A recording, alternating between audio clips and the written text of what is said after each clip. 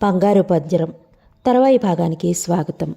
ఇంతవరకు జరిగిన కథ, నిర్మల భర్త ప్రకాష్ మెంటల్ హాస్పిటల్లో జాయిన్ అయ్యాడు. తర్వాత ఏమైందో చూద్దాము కథలోకి వెళ్ళబోయే ముందు కింద డిస్క్రిప్షన్లో ఈ ఛానల్లో ఉన్న నావెల్స్ అన్ని ప్లేలిస్ట్స్ ఇచ్చాను. ఇంట్రెస్ట్ ఉన్నవాళ్ళు వినండి. ఎత్తనపూడి గారి నావెల్సు, ఆరికపూడి గారి నావెల్సు, మాదిరెడ్డి గారి నావెల్సు, ఇలా అన్ని లింక్స్ నెమ్మదిగా యాడ్ చేయడం స్టార్ట్ చేశాను. ఈరోజు లింక్స్ కింద ఉంటాయి. మొత్తం లింక్స్ అన్నీ అక్కడ ఇవ్వటానికి ట్రై చేస్తున్నాను. Thank you. ఉన్నట్టుండి ఒకరోజు నిర్మల హైదరాబాద్ వచ్చేసింది. ఆ గృహంలో అడుగుపెట్టిన వెంటనే ఎన్నో మధుర స్మృతులతో హృదయం బరువెక్కి మోగగానే ఏడ్చింది. ఆమెకు కన్నీరే కరువైంది. ఆమెను ఆహ్వానించడానికి మాలతి, వెంకాయమ్మ నుంచుని ఉన్నారు. సరసు పాపనెత్తుకుని మెట్లెక్కుతోంది. నిర్మల రూపాన్ని చూసి వారిద్దరూ స్తంభించిపోయారు. ప్రపంచంలోని విచారాన్ని, దుఃఖాన్నంతా మోస్తున్నట్లుగా ఆమె భుజాలు స్వల్పంగా వంగాయి. సామాన్యమైన, అతి సామాన్యమైన చీర కట్టుకుని ఉంది. తలలో నలగడి పూలు, కాళ్లకున్న పసుపు, నుదుటి మీద బొట్టు తప్ప ఆమెలో జీవకళ సూచించేవి మరేమీ లేకపోయాయి. మెల్లగా నడుస్తూ వచ్చింది. వదినా అంటూ మారుతి చేతులెత్తి నిర్మలను గట్టిగా కౌగిలించుకుంది. ఆమె చంక క్రింద క్రచెస్ టక్మంటూ క్రింద పడ్డాయి. వారిద్దరూ అలా ఎంతసేపు ఉన్నారో తెలియదు. వెంకాయమ్మ ఓదారుస్తూ వాళ్ళిద్దరినీ లోపలికి తీసుకుని వెళ్ళింది. సావిత్రమ్మ మంచం మీద కూర్చుని కోడలి రాక కోసం నిరీక్షిస్తోంది. స్వర్ణ పాప అప్పుడే బామ్మ ఒడిలో చేరి అల్లరి ప్రారంభించింది. నిర్మల లోపలికి వచ్చి మంచం మీద కూర్చుంది. కోడలి దృష్టిని తప్పుకుంటూ అడిగిందామె, మామయ్య గారు ఎప్పుడొస్తారమ్మా? సరిగా చెప్పలేదత్తమ్మా, త్వరలోనే వస్తారట. అంతా వీలైతే మీ అబ్బాయిని తీసుకొచ్చి ఇక్కడ మేడ మీద తగిన ఏర్పాట్లు చేయాలని. సావిత్రమ్మ కుతూహలంగా వింటోంది. కొడుకును గురించి అడిగేటంత మనస్థైర్యం ఆమెలో లేదు.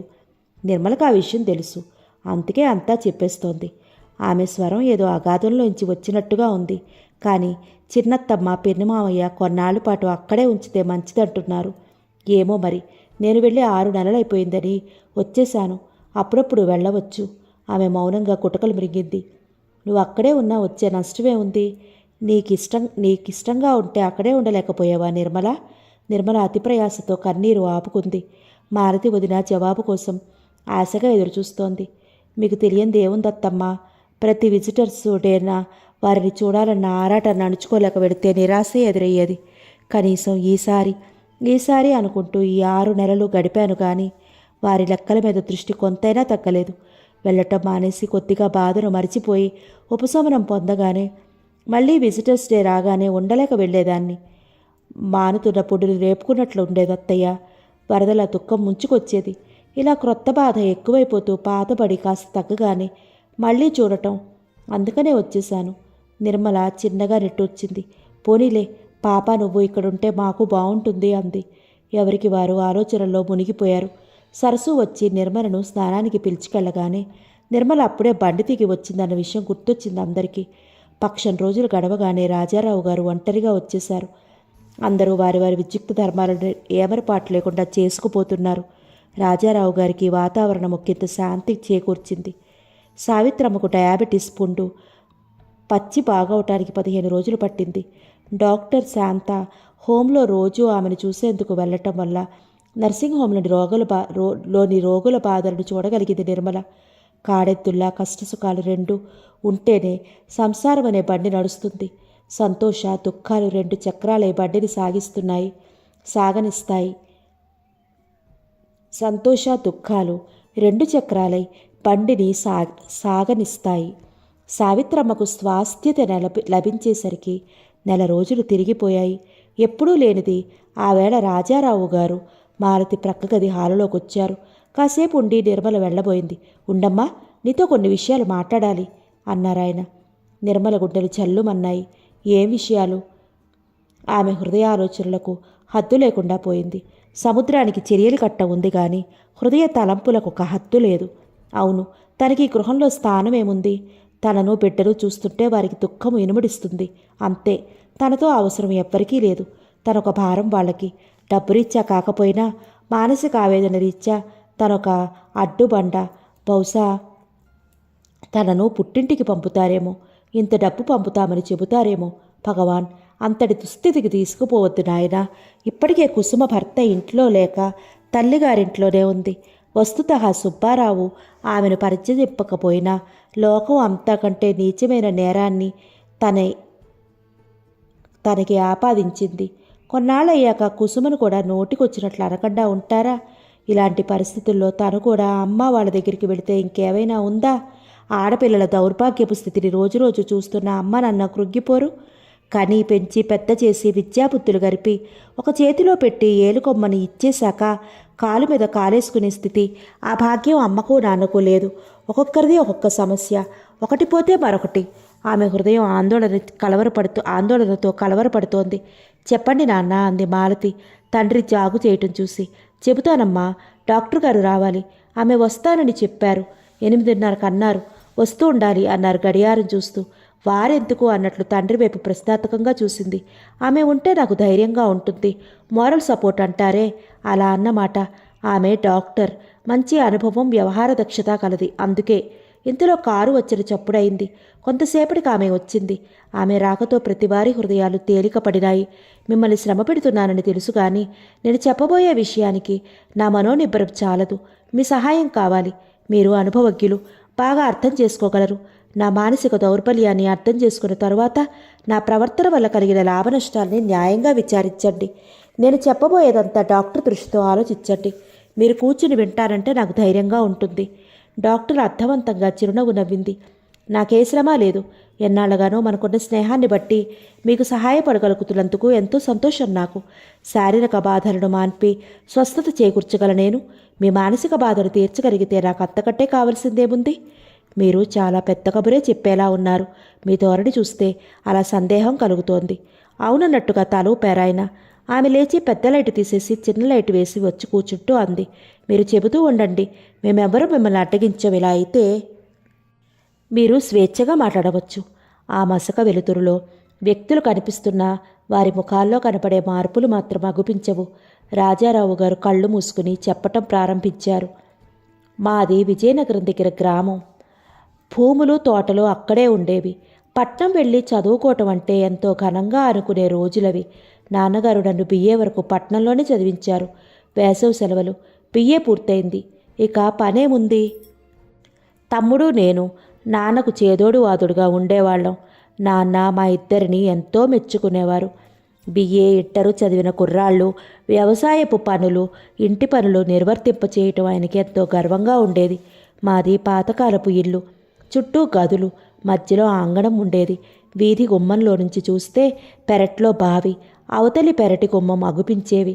నాన్న గ్రాడ్యుయేట్ కాకపోయినా కనీసం ఇంటరూ కాదు. రాజుగారి సన్నిహితులతో స్నేహం వల్ల ఆధునిక పద్ధతులు, అలవాట్లు వంటబట్టినాయి. అందుకే వారు స్వగ్రామం వదిలారు. అమ్మ చిన్నతనంలోనే పోయింది. ఆ ఊరంతా ఇంట్లో మేం ముగ్గురం, చెల్లి తప్ప ఇంకెవరూ లేరు. పాత ఇల్లు కూడా. పెదనాన్న వేరుపోయాక భూముల విషయంలో ఇంకా వ్యాజ్యం జరుగుతూనే ఉంది. భూముల విభజన, తోటల పెంపకం ఎలా ఉన్నా నాన్నకు మాత్రం ఆ ఊళ్ళో ఉండటం సుతరాము ఇష్టం లేదు. అక్కడే పుట్టి పెరిగినట్లయితే బహుశా ఆ మమతానుబంధం తెంచుకోవటం అసాధ్యమయ్యేదేమో. కానీ నాన్న పెరగటమంతా విజయనగరంలోనే, వాళ్ళ అమ్మమ్మ గారింట్లో. ఇక ఈ ఇల్లు వదలాలి అన్న ఆలోచన రాగానే నేను తమ్ముడు ఇల్లంతా గాలించటం మొదలుపెట్టాము. విజయనగరంలో కట్టించిన ఇంటికి బాగా ఉన్న సామాన్లు ఎత్తించాము.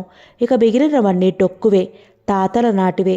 సామాన్ల కొట్టులోని పెద్ద అటక ఉంది. దాని మీద బోరెడని పనికిరాని సామానులు.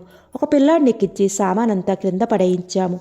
ఈ కాలంలో ఎక్కడ చూసినా పుస్తకాలు, పేపర్లు ఉంటాయి కానీ ఆ కాలంలో చాలా తక్కువ. అందులోనూ అటక మీద నుంచి క్రింద పడిన పాత చెక్క పెట్టెలోని పుస్తకాలు చూసి మరీ ఆశ్చర్యం వేసింది మాకు. ఏదో అద్భుతం జరగాలని, వింతలు కనుగొనాలని ఆ వయసులో సాధారణంగా అందరికీ ఉంటాయి. పుస్తకాలలో నోట్లుంటే, లేక చిన్న కాగితంలో ఎంతో ధనం పూడ్చిన చోటు రాసి ఉంచితే, లేక ఏదైనా ప్రేమలేఖ అగుపిస్తే, ఏదేదో ఊహిస్తూ ఆ పుస్తకాలను పరీక్షించాము. నోట్లు కాదు, ఓ చిల్లి గవ్వ కూడా దొరకలేదు. పురాణ గ్రంథాలవి. ఇంతలో అడుగున చిన్న డైరీ లాంటిది కనపడింది. తమ్ముడు ఒక్క గెంతుకెత్తాడు. డైరీ అయినా పర్వాలేదు, ఎన్నో రహస్యాలుంటాయి. నిజమే మరి. అది డైరీ కాదు కానీ పద్దు పుస్తకం. గొలుసు కట్టులో రాయబడి ఉంది. పుస్తకం తెరవగానే పగడాల రాజశేఖరరావు గారని రాసి ఉంది. పరీక్షగా రెండో మారు పుస్తకం తిప్పా. ఏదో అనుమానం వచ్చింది. ఇద్దరం కలిసి నాన్నగారి దగ్గరికి వెళ్ళి ఆ పుస్తకం చూపించాము. నాన్న ముఖంలో కత్తివాటుకి నెత్తురు చుక్కలేదు. ఎంతో దిగులుగా మా వైపు చూశాడు. తాతగారి పేరు కదూ అన్నాడు తమ్ముడు. నాన్న అవునన్నారు. అంతే. ఆ పుస్తకాన్ని విపులంగా చదవాలని ఇద్దరం తోటలోకి వెళ్ళాం. మా వెంట నాన్న వచ్చి ఆ పుస్తకం ఇమ్మన్నారు. ఇద్దరం అయిష్టంగానే ఇచ్చాము. కానీ నాన్న కొద్దిగా ఆలస్యంగా వచ్చారు. ఆ రవ్వంతా ఆలస్యం చేయడం వల్ల నా జీవితంలో ఎన్నో మార్పులు వచ్చాయి. ఆఖరు పేజీలోని దస్తూరి నాన్నది. 1930వ సంవత్సరం అని వేసుంది. అంటే నాకు 18 సంవత్సరాలప్పుడు నాన్న రాసిన పద్దన్నమాట. ఆ పుస్తకం పూర్తయిన 4 సంవత్సరాల తర్వాత దాన్ని ఈవేళ చూస్తున్నాము. నాన్న ఏదో చెప్పి తప్పించుకో చూశారు, కానీ అటువంటి కల్పనలను నమ్మేసే వయసు కాదది. ఇద్దరం పట్టుపట్టి చెప్పమన్నాము. నాన్నకు చెప్పక తప్పింది కాదు. తాతగారు 6 అమ్మాయిలను 2 అబ్బాయిలను కన్నాక పిచ్చివారైపోయారు.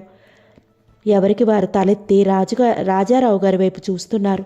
వారి ముఖాల్లో తేట తెల్లంగా ఆగుపిస్తున్న ఆశ్చర్యరేఖలు ఆ మసక వెలుతురులో కూడా కనిపిస్తున్నాయి.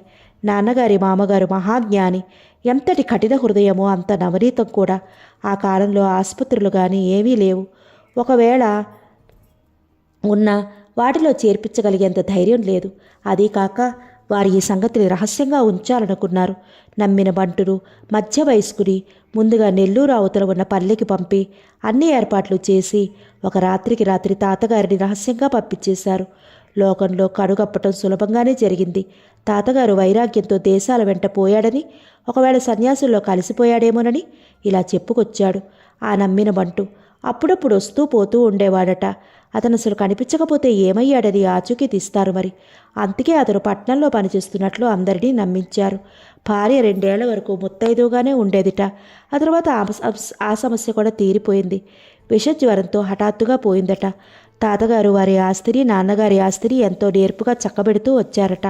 వయసు వచ్చి రాకముందే ఆడపిల్లల పెళ్ళిళ్ళు చేసి మనవాళ్ల పెళ్ళిళ్ళు కూడా చేసేశారట. పెదనాన్నగారు బోళా మనిషి. ఎప్పుడూ జీవితాన్ని హాయిగా ఏ బాధ్యతలు లేకుండా గడపాలని కోరికట. ఎంతసేపు పొలాలు, పంటలు, పాడి, పణం, పప్పు, పరమాన్నం అంటూ ఉండటమే కానీ మిగతా విషయాలు ఇతరులవి పట్టించుకునేవారు కాదట. స్వభావంతోనే మనిషి త్వరగా బయటపడే రకం. అందుకే వాళ్ళ మామ ఈ రహస్యాన్ని మా నాన్నకే చెప్పాడట.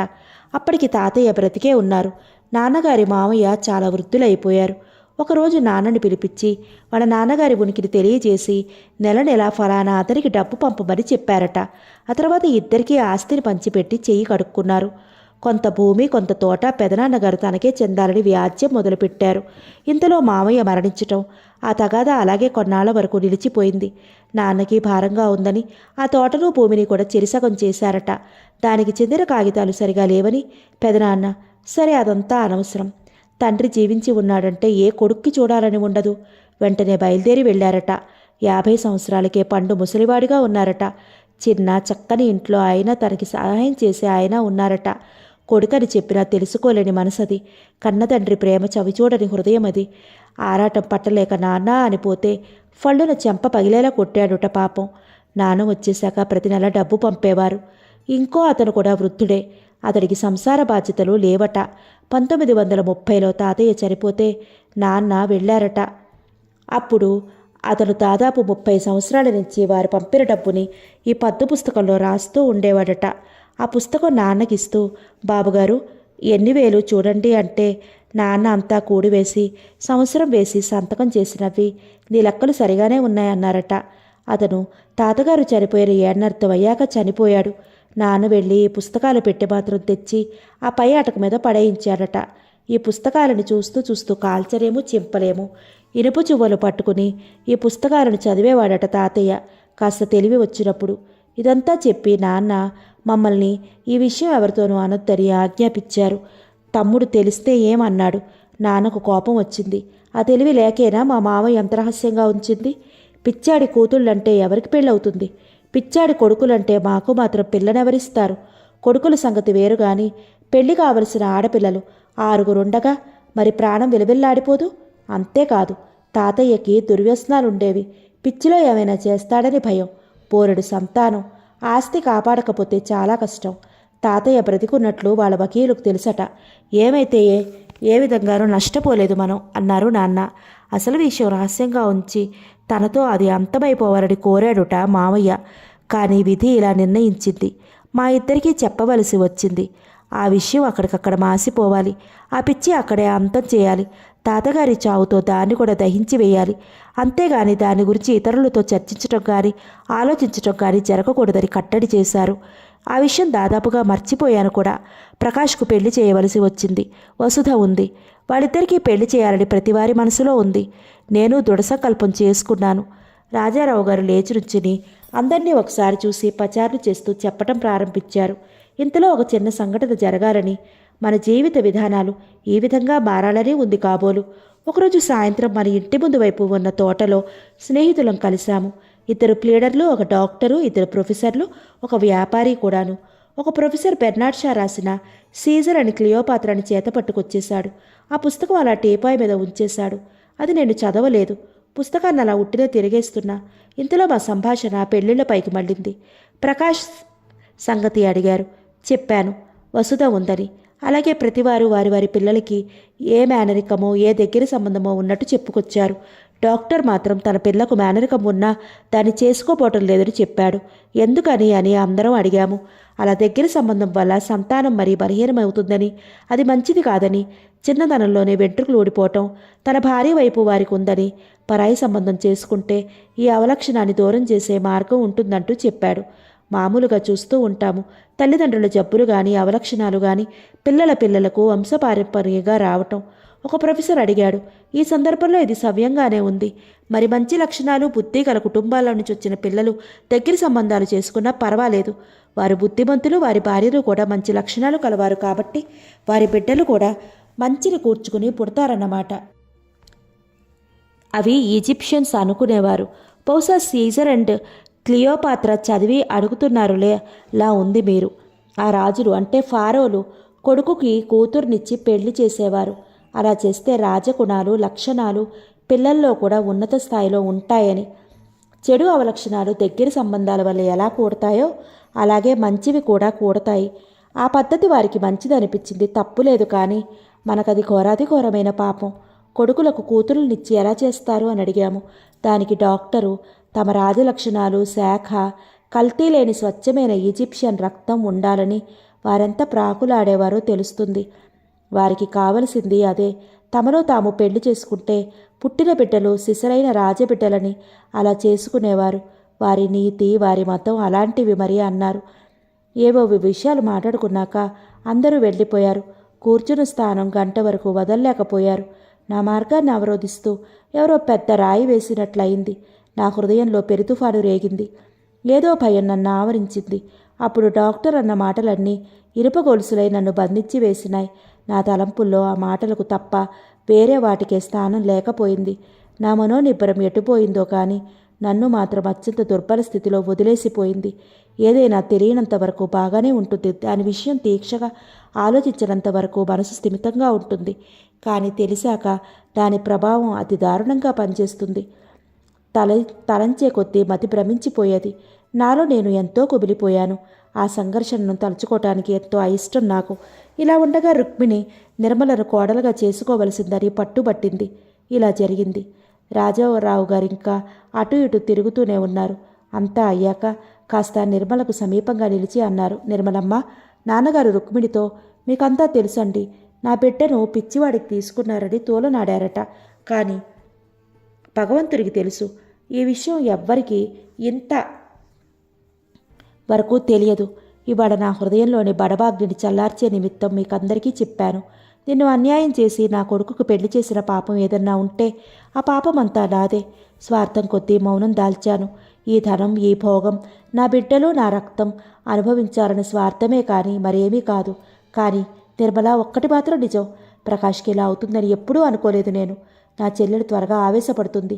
కోపం ఎక్కువ, అన్నిట్లోనూ తొందరపాటు. అలాంటి తల్లికి కూతురు వసద ఉద్రేకంలో, కోపంలో, అనాలోచితంగా ఏ పనైనా చేయటంలో తల్లిని తీసిపెట్టిన పిల్ల విషయంలో కొంతవరకు జంకాను. నా అనుమానాలను నిరూపించినట్లుగా అలాంటి పని చేసింది. అందుకే ఇలా ప్రవర్తించాను. నువ్వు చిన్నదానివి, నా కోడలివైనా నీ క్షమాపణ కోరుతున్నాను తల్లి అంటూ కుర్చీలో కూర్చుని ముఖం కప్పుకున్నారు. ఇంతసేపు మౌనంగా వింటున్న నిర్మల తనను సంబోధించి మామగారి క్షమను అర్థిస్తుంటే ఓర్చుకోలేక వెక్కి వెక్కి ఏడ్చింది. ఆమె జవాబు కోసం నిరీక్షిస్తున్నట్లుగా ఉన్నారంతా. బొంగురుపోయిన కంఠంలో నుంచి అస్పష్టంగా వినిపించినాయి నిర్మల మాటలు. ఇదంతా ఆ భగవంతుడి లీల. మీరలా బాధపడకండి. మిమ్మల్ని క్షమించగలిగేటంత శక్తి నాలో లేదు. నాన్న అలా అన్నందుకు నా తరఫున మిమ్మల్ని క్షమాపణలు కోరుతున్నాను. రాజారావు గారు కోడల వైపు జాలి కృతజ్ఞత అని మిళితమైన చూపులు సారించారు. డాక్టర్ లేచి లైటు వేసింది. అంధకారమయమై మార్గం కానరాని జీవితాలలో వెన్నెల కురిసినట్లుగా లైట్లు వెలిగాయి. డాక్టర్, మీరు చెప్పండి. నా ప్రవర్తనలో లోటుపాట్లు, మానసిక దౌర్బల్యంతో నేను చెప్పకుండా ఉండటం సమర్థించదగ విషయమేనా? లేక ఈ విషయంలో నేను చేసినది గొప్ప నేరమా? డాక్టర్ శాంత గంభీరంగా అంది. ఎప్పుడూ ఇతరుల సుఖాన్ని అపేక్షిస్తూ ప్రవర్తించటానికి మనమేమైనా దేవతలమా? సామాన్య మానవులం. సమస్త విధాలైన బలహీనతల్లో తన సుఖాన్ని, తనను గురించి ఆలోచించుకోవడం ఒకటి. అలా కానినాడు మానవాతీతుడే. ఆ సమయంలో మీ స్థానంలో ఉండే ఎవరైనా సరే అలాగే ప్రవర్తిస్తారు. కానీ మీరు ఆ రహస్యాన్ని ఇవాళ బయట పెట్టారు. కానీ వారైతే అది కూడా చేసేవారు కాదేమో. మానవుడు తన త్రుటికాలపు జీవితంలో తన సుఖం కోసం, తన వాటి కోసం ఎంతో ప్రాకులాడతాడు. మీ ప్రవృత్తిలో వింత లేదు. కానీ మీరు చేసిందల్లా సమర్థించలేను. ఒక్క తప్పటడుగు వేశారు. అబ్బాయి విషయం అనుమానం కలగగానే కనీసం నిర్మలకైనా ఈ విషయం చెప్పాల్సింది. అప్పుడైతే ఇంత షాక్లో మనిషి కుమిలిపోయి ఇంత తీసిపోయేది కాదు. రాజారావు అవునన్నట్లు తల పంకిచ్చారు. సావిత్రమ్మ మనసు ఆలోచించుకోవటానికే ఎదురు తిరుగుతోంది. తన భర్త పిచ్చి ఉన్న కుటుంబంలో నుంచి వచ్చినా అతని మీద ద్వేషం కలగలేదు ఆమెకు. 30 ఏళ్ల దాంపత్యంలో ఆమెకెప్పుడూ మనఃక్లేశం కలగలేదు. భర్త నుంచి స్త్రీ కోరుకునే ప్రేమ, వాత్సల్యం, జాలి, దయ ఇవన్నీ ఆమెకు లభించాయి. ఇంతటి బంధాన్ని చులకనగా తలంచి తన్ను మోసగించాడనుకుని ఇప్పుడు బాధపడటం తెలివి తక్కువతనమే. ఆమె విపరీత ఆలోచనలోకి దారితీస్తున్న హృదయాన్ని గట్టిగా పట్టుకుంది. మారుతికి తనపై తనకే కోపం, ద్వేషం, జుగుప్స కలిగాయి. తనకి ఈ స్థితిలో ఒకవేళ వేపకాయంత లేక ఇంకా కొద్దిగా అది పట్టవచ్చునేమో. ఆమె నిలువెల్లా కంపించిపోయింది. ఏదో బాధ, ఆలోచించనివ్వరి ఉన్మత్తత ఆమెను ఆవేశించింది. కాని క్షణంలో తెప్పరిల్లింది. భగవంతుడు అంతటి పక్షపాత. తనకప్పుడే అంగవైకల్యం కల్పించి ఒకటి లోటు చేశాడు.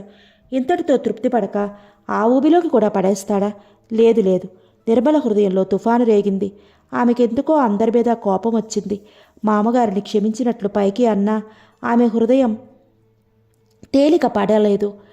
మనస్ఫూర్తిగా క్షమించలేకపోయినందుకు హృదయంలో కోపం చెలరేగుతోంది. కానీ దాన్ని అరకెట్టలేకపోయింది. ఆమె ఇప్పుడు అశక్తురాలు. న్యాయాన్ని పరీక్షించే స్థితిలో లేదు. ఆమెలో ఒక గుణం మూర్తీభవించింది. అది కోపంతో కూడిన అసహ్యం. తనలో ఈ భావన ఎందుకు శిఖరాలను అందుకుంటుందో తనకే గోచరించటం లేదు. ఏదో నిర్లిప్తత, బాధ ఆమెను ఆవరించినాయి. గాలివాన అనంతరం వచ్చే ప్రశాంతత లాంటి ప్రశాంతత రాజారావు గారికి కలిగింది. మనసు కుదుటపడింది, తేటపడింది. దినచర్యలో మునిగిపోయి కొంతవరకు దుఃఖరహితమై ఉపశమనం పొందుతున్న నిర్మలకు తంతి వచ్చింది. ఒక్క మాటు హృదయం కలవరపాటుతో ఊగిపోయింది. ఆశ, నిరాశల మధ్య, సంభ్రమాశ్చర్యాల మధ్య నలిగిపోయింది. తంతి చూసుకున్న తక్షణం నిర్మల, మాలతి, పాపాయి బొంబాయికి వెళ్లారు. తిన్నగా స్టేషన్ నుంచి ప్రకాష్ దగ్గరికి వెళ్లారు. ప్రకాష్కి కొద్దిగా నయమైంది. కానీ ఎంతకాలం అలా పిచ్చి రాకుండా ఉంటుందో చెప్పలేరు. 3 రోజుల నుంచి మామూలు మనిషిలా ప్రవర్తిస్తున్నాడు. అతని హృదయం తన వారి కొరకు ఆరాటపడుతోంది. ఆశగా నిరీక్షిస్తున్నాడు. మళ్ళీ 7 మాసాలకు నిర్మల భర్తను చూస్తోంది. గతంలో వారిద్దరూ తప్ప మరెవరూ లేరు. గదిలో వారిద్దరూ తప్ప మరెవ్వరూ లేరు. ప్రకాష్ ఆమెను గాఢంగా హృదయానికి హత్తుకున్నాడు. చెక్కిళ్ళు నిమురుతూ కళ్ళల్లోకి చూశాడు. వారికి మాటలు కరువయ్యాయి. ఆనందోన్మత్తతతో ఉన్న ఆ 4 కళ్ళు మాట్లాడుకోని విషయాలే లేవు. అతను ప్రాజ్ఞుడిగా ఉండటం ఎన్నాళ్ళు? ఆ కొద్ది కాలాన్ని తనివి తీరా వ్యయం చేయాలి, సద్వినియోగం చేయాలి. ఏడాదిగా పెరిగిన వ్యాకులతను అతని హృదయంలో నుంచి మర్చిపోవాలి. పూర్వపు ఆవేదనను మరిపింపచేసే ఈ కొద్ది క్షణాలు మహా విలువైనవి.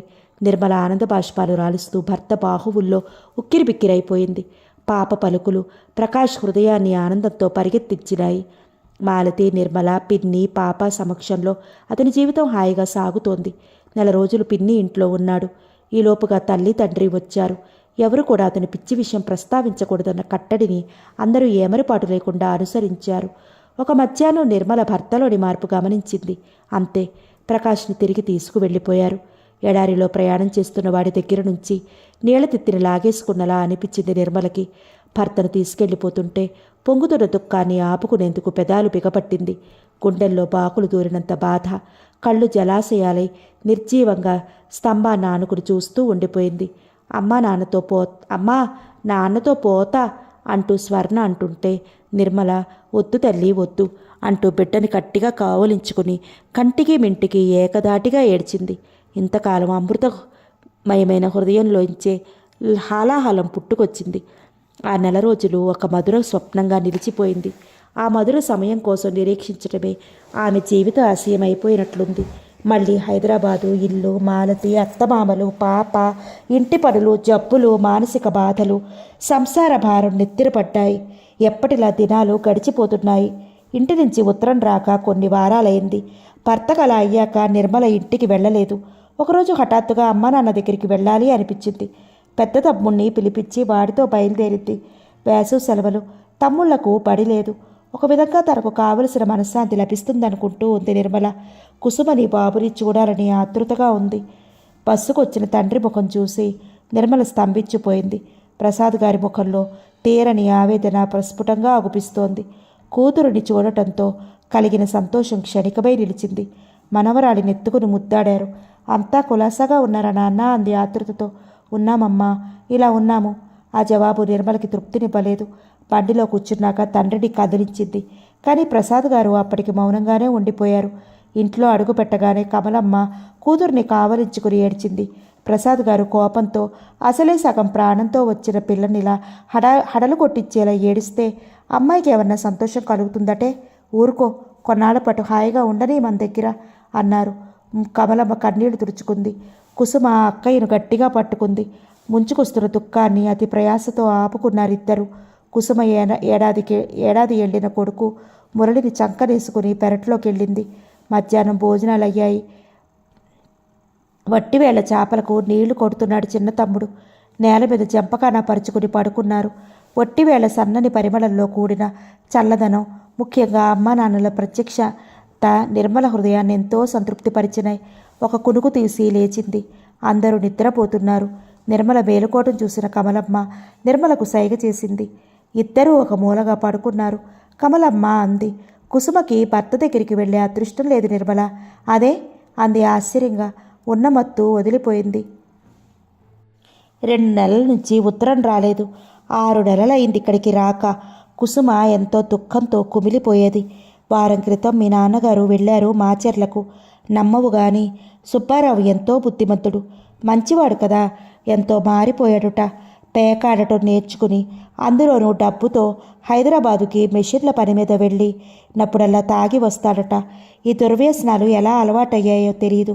నాన్నగారు వెళ్ళినప్పుడు ఇంట్లో లేడుట. తల్లి చెప్పి ఏడ్చిందట. వాళ్ళన్న నేర్పించాడంటారు మీ నాన్న. ఇంతకు నాన్న అతన్ని కలుసుకోలేదా? 2 రోజులు ఉన్నారు. కలుసుకుని మాట్లాడనేగా వెళ్తా. అలా తెమల్చుకోకుండా రారుగా. తీరా 3వ రోజు కలిశారట. ఎంతో ఖచ్చితంగా చెప్పాడట. కుసుమని ఇక తేలేను, నన్ను మర్చిపోమనండి. నేను ఈ బాధలు పడలేక ఈ దొరలవాట్లు నేర్చుకున్నాను. మా అమ్మ నాన్న అన్నయ్యని వదలరు. మా అమ్మ నాన్నని ఈ వయసులో వదిలేంత కఠిన హృదయం నాకు లేదు. ఎవరో ఒకరు శాశ్వతంగా కన్ను మూస్తే గానీ ఈ సమస్య తెగదు. కానీ చావు కోరేటంత మూర్ఖుణ్ణి కాను. కుసుమకు అన్యాయం చేస్తున్నాననే బాధను పోగొట్టుకునేందుకే ఈ వ్యసనాలకి లోనయ్యాను. ఆ ఆటలో పడితే అదే లోకం. అలాగైనా కొంత మర్చిపోగలను. కన్న కొడుకు ముద్దుముచ్చటలు తీర్చి చూసుకునే భాగ్యం లేదు అంటూ ఎంతో నిరాశతో విరాగిలా మాట్లాడాడట. నాన్న ఎన్నో మార్గాలు చెప్పారు. నువ్వు వచ్చేసేయి, డబ్బు పంపుతూ ఉందాము. వారి సుఖం కోసం నీ భార్య బిడ్డల్ని త్యజించడం న్యాయం కాదు రాయన అంటూ ఎంతో చెప్పారట. చూద్దాం, ఆలోచిద్దామంటాడట. నాన్న వచ్చేశారు. కుసుమతో ఏమని చెబుతారు? నాన్న రాక కోసం 1000 కళ్ళతో ఎదురు చూస్తోంది పిల్ల. వచ్చి రాకముందే ఏమన్నారు, ఎక్కడున్నారు అంటూ వెనకాతల పడి అడుగుతోంది. నాన్న అంతా చెప్పకపోయినా నువ్వు వెళ్ళటం మంచిది కాదు, అక్కడ వాతావరణం మారలేదంటూ చెప్పారు. కానీ సుబ్బారావు ఇచ్చిన ఉత్తరం ఇవ్వక తప్పింది కాదు. దాన్ని అసలు ఇవ్వకూడదని అనుకున్నారు. కానీ ఉత్తరం ఇచ్చారా నాన్న అంటూ వంకీకి తగిలించిన జేబులను తడిపి తీసుకుంది. గట్టి పిల్లేనమ్మా. ఆ ఉత్తరంలో ఏం రాశాడో తల్లి. 2 రోజుల వరకు మనిషిలా లేదు. ఏదో ఆలోచిస్తూ అలా కూర్చుని ఉండిపోయేది. నిన్న ఏం చేసిందనుకున్నావు? ఇలాగే అందరం పడుకుని ఉన్నాము. ఆ గదిలో దూలం మీదకి తాడు విసరటం, అది క్రింద పడటం, మామిడి చెట్టు మీద కూర్చుని నేస్తాలతో ఆడుతున్న బాబిగాడు చూశాడు. అక్కయ్యకు చేత కావటం లేదట్లే ఉంది. ఉయ్యాల వేస్తోందేమో. నేను వస్తానే అంటూ చుట్టూ తిరిగి వచ్చాడు. ఎందుకోనమ్మా, మంచి నిద్దట్లో గబుక్కును మెలకు వచ్చింది. వాడిని చూసి పడుకోక ఎండలో ఏ మాటలు రా వెధవా అన్నాను. వాడేమో అక్కయ్య ఇలా చేస్తుంటే వచ్చానన్నాడు. నా గుండెల్లో రాయి పడింది. గబగబా వెళ్ళి తలుపు బాదాను. తెరవందే. మీ నాన్న లేచొచ్చారు. తల్లి ముసలివాళ్ళం, మమ్మల్ని దయతలిచి తీయి అంటూ మొత్తుకుంటే తీసిందమ్మా. ఏముంది, ఒక కొసను ఉచ్చు వేసుకుంది. దాన్ని చూడగానే నా మతిపోయింది. ఇదేం పని తల్లి అంటే మాట్లాడదు, ఏడుస్తుంది. దాని కర్మ, దాని జీవితమే నాశనమైంది. నిర్మల కొయ్యబారిపోయింది. ఇదేమిటి, ఎక్కడికి వెళ్ళినా ఈ ముళ్ళు. కుసుమ ఇంతటి సాహసం చేస్తుందనుకోలేదు. చదవమన్నప్పుడు చదవకుండా నడినితో కబుర్లు చెప్పుకుంటూ పనిచేస్తే అరిగిపోతానేమోనని సుకుమారులా కాలం గడిపేసి కుసుమేనా ఇంతటి పనికి తెగించేసింది. 2 గ్లాసుల చల్లటి నీళ్లు గొంతులో పోసుకున్నాక గాని పొడారిన గొంతుకు తడి కాలేదు. తల్లి వైపు అదోలా చూస్తూ కూర్చుంది. కాపలా కాస్తున్నామంటే నమ్ము. నువ్వు ఉన్నంతకాలం దానికి నూరిపోయి ఇలాంటి పని చెయ్యకని నీ మాట వింటుందేమో. ఏం రాశాడో కానీ పిల్ల పూర్తిగా మారిపోయింది. నాకేం చేసేందుకు చేతులాడంతే. దాన్ని చూస్తుంటే కడుపు తరుక్కుపోతోంది. కమలమ్మ కన్నీళ్లు తుడుచుకుంది. నిర్మలకు కన్నీళ్లే లేనట్టుంది. ఆమెకంత ఓపిక లేదు. 2వ రోజు మధ్యాహ్నం చెల్లి దగ్గరికి వెళ్ళి కూర్చుంది. మురళి, లత ఒకే మంచం మీద పడుకున్నారు. లత చెయ్యి తమ్ముడిని పట్టుకున్నట్లు వీపు మీదుగా ఉంది. నిర్మలకు ఆ దృశ్యం ఎంతో మురిపంగా ఉంది. కుసుమ పడుకునే ఉంది. కుసుమ, నువ్వు చేయబోయిన పాడు పనిని కూర్చి అమ్మ చెప్పింది. ఎందుకు అలా చేశావు అంది మందలింపుగా. బ్రతికి బాగుపడేది లేనప్పుడు ఇంకేం చేయాలక్కాయ్? నాకెందుకో విరక్తి పుట్టింది. శాశ్వతంగా సెలవు తీసుకుందామనుకున్నానంతే అంది. కాదుకదింకా సుబ్బారావు ఉత్తరం రాశారటనే. ఏముందేమిటి ఉత్తరంలో? ఉత్తరమే ఇస్తా, చదువుకో అంటూ పెట్టు తెరిచి పైనే తెరిచి ఉన్న కాగితాన్ని అందించింది. నిర్మల తీసుకుంది కానీ దాని మీదకి దృష్టి సారించి సంకోచిస్తోంది. కుసుమ గ్రహించింది. పర్వాలేదు చదువు అంది. నిర్మల తనలో తాను చదువుకుంటోంది. అన్నయ్యతో దెబ్బలాడి తరిమేసి తత్ఫలికంగా అమ్మకు కలిగే బాధను చూడలేను కుసుమ. ఆ వృద్ధాప్యంలో వారికి ఇంతటి దుఃఖాన్ని కలిగించడం ఇష్టం లేదు. నా ప్రాణంతో సమానమైన నువ్వు ఇక్కడ లేకుండా బ్రతకలేను. నిన్ను తీసుకొస్తే నువ్వు పడే బాధలను చూడలేను. ఈ భిన్నమైన కోరికల మధ్య నలిగిపోతున్నాను. ఎదురు చూస్తున్న సుముహూర్తం రాను రాను దూరం అవుతున్నట్లుంది. విముక్తి ఎప్పుడో. నిన్ను నన్ను శాశ్వతంగా దూరం చేసి నా అండ చేరి హాయిగా జీవించాలన్న కోరిక ఫలించాలని అన్నయ్య, వాడసలు అన్నయ్యే కాడు, ఎంతో పెద్ద పెద్ద పన్నాగాలే వేస్తున్నాడు. పన్నటంలో నీతి నియమాలను పూర్తిగా విస్మరించాడు. కానీ వాటిని నమ్మలేదు. నమ్మను కూడా. హృదయ స్పందనతో జీవితమే దుర్భరమైపోతోంది. నేను నీ దగ్గరికి రావటం మానేస్తే గాని నీ గురించి అన్నయ్య మౌనం వహించడు. నీ జీవితంలో అలాంటి కళంకాన్ని ఆపాదించే అవకాశం అన్నయ్యకి కలగకూడదనే నీ దగ్గరికి రావటం మానేశాను. నువ్వు లేకుండా ఈ ఒంటరి జీవితం ఎన్నాళ్ళో అని అనుకుంటే ఎంతో భయంతో హృదయం విలవిల్లాడిపోతోంది. మావయ్య చెప్పి ఉంటారు, ఇంటికి వెళితే నువ్వు జ్ఞాపకానికి వస్తావు. అందుకే ఆఫీసు నుంచి అక్కడక్కడే ఉంటూ దుర్వ్యసనాలకు అలవాటయ్యాను కుసుమ. అది కాలక్షేపంగానూ కాస్త మనక్లేశాన్ని పోగొట్టే సాధనంగానూ ఉంది. కానీ కుసుమ, పెరుగుట విరుగుట కొరకే అంటారు చూడు, అలా అన్నయ్యకు దుర్దినాలు మూడుతున్నట్లుగా నాలో ఎక్కడో ఒక కాంతి కిరణం పదే పదే హెచ్చరిస్తోంది. నీతి నియమాలు లేకుండా గజపోకిరిలా తిరుగుతూ పచ్చని సంసారాలను నాశనం చేస్తూ తల్లిదండ్రుల హృదయంలో సర్వదా కారు చిచ్చేలా మండిపడిపోతున్నాడు. వాళ్లకు శాంతి లేదు. తమ్ముడి జీవితాన్ని నాశనం చేశాడు. హద్దుమీరి ప్రవర్తిస్తున్నాడు. అతడి దినాలు దగ్గరికి వస్తున్నాయి. దాహంగా ఉంది కుసుమ. పండరాళ్లను పగలకొడితే గాని అడుగునున్న నీరు లభించదు. మందు సిద్ధంగా ఉంది. హాని చెయ్యని ఆ మందు చూసి బండ గజగజ వణికిపోవటం లేదు. ఒక్క అగ్గిపుల్ల గీయాలి అంతే. ఆ అగ్గిపుల్ల గీసేంత ధైర్యం కూడగట్టుకోవాలి. గీసి నిప్పంటిస్తే నాకు కూడా హాని సంభవించవచ్చు. అందుకే ఈ సందేహించటం, అందుకే తారట్లాడుతూ వెనుతీయటం, అందుకే ఈ ఆలస్యం. కుసుమ, ఒకటి మాత్రం నిజం, నాకింకా హృదయం ఉంది, ప్రేమ ఉంది. అందుకే నువ్వు ఎప్పుడూ జ్ఞాపకం వస్తావు. మురళిని నిన్ను చూడాలని ఉంది. ఎన్నాళ్ళకో, ఎన్ని మాసాలకో, ఎన్ని సంవత్సరాలకో. మిగతాది నిర్మల చదవలేదు. దీర్ఘాలోచనలో మునిగిపోయింది. ఉత్తరం మడిచి చెల్లికిచ్చింది. అలాంటి చీడపురుగుల్ని సంఘం ఎందుకు త్రోసిపారేయదో అంది కుసుమ. కుసుమ, అది నిజంగా చీడపురుగు కాదు. మనలాంటి మానవుడే, కానీ తల్లిదండ్రులు కూడా ఉన్న చీడపురుగు. అందుకే సంఘం ఏమీ చెయ్యలేదు. ముళ్ళు అరిటాకులా అతను సంఘం ఉన్నారు. మరి బాగా చెప్పావక్క. అందుకేగా మేమంతా అతనికి భయపడేది. ఇంతగా ఇచ్చాని కొడిగట్టేదంతా విశేషం ఏముంది ఇందులో? నిర్మల ఉత్తరం కేసు చూస్తూ అంది. ఇలా ఇంతవరకు రాయలేదు. ఏవేవో కబుర్లు రాస్తూ ఇంకొన్ని రోజులేనని, ఓపిక పట్టమని, మా ఇద్దరి ఆరోగ్య విషయంలో జాగ్రత్తగా ఉండమని, తన మీద బెంగ పెట్టుకోవద్దని, మంచి రోజులు రాకపోవని ఇలా రాసేవారు. నెలకు తప్పకుండా 2 ఉత్తరాలు రాసేవారు. 2 నెలల నుంచి రాయటం మానేశారు.